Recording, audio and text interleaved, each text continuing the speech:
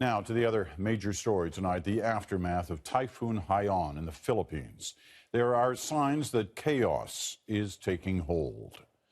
In Tacloban, a gunfight is reported between the army and a gang. There's fear in the streets, driven by stories of inmates escaping prison. Elsewhere, thousands overran a food warehouse. At least 8 people were crushed when a wall collapsed. The death toll from the typhoon now sits at more than 2,300.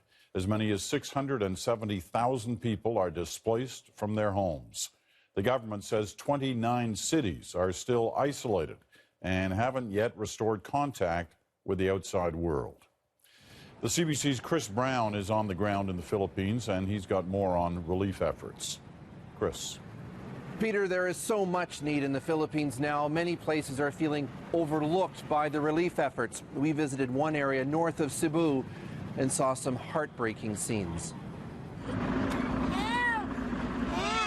Driving north, what strikes you first are the hundreds of children holding signs at the side of the road, asking for food and water. This was a poor region to begin with, and now up to 90% of the buildings around here are either destroyed or damaged beyond repair. My mother. This woman was one of so many who stopped us and asked for help. 3 kids niya.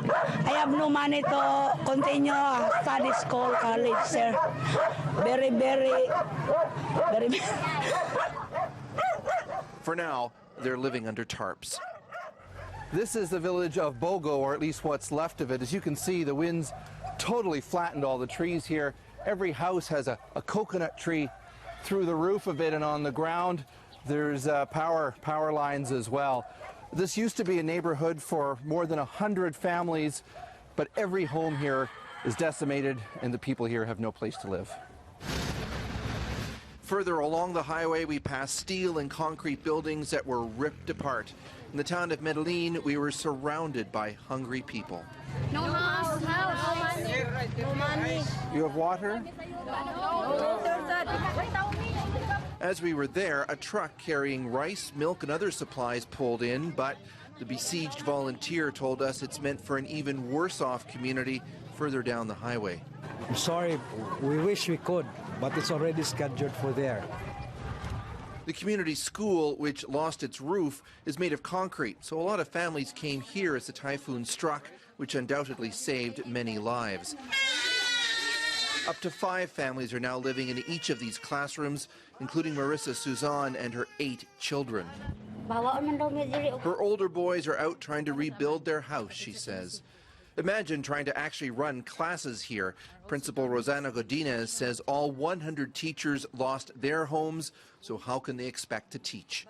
Yes, it's really hard. It's really hard thing. No? I think in my life, this is the most damaging typhoon in the Philippines, in this country. On our way back, we finally saw some signs of help. A small convoy with volunteers throwing water and packaged noodles to those at the side of the road. In the mad scramble to get the supplies, it's incredible no one was hit by a car.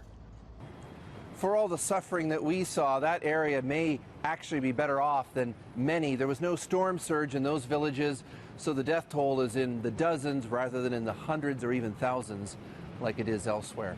Peter. Chris, there's a lot of questions being asked about why aid is taking so long to reach those in need. Is something getting in the way? Well, we have seen many Filipino businesses rush in to help, lots of assistance from universities, as I say, private businesses. So the issue may be simply the scope of the disaster area, impassable roads, and the sheer numbers of people that need help. Peter. All right, Chris, thanks. Chris Brown in the Philippines tonight.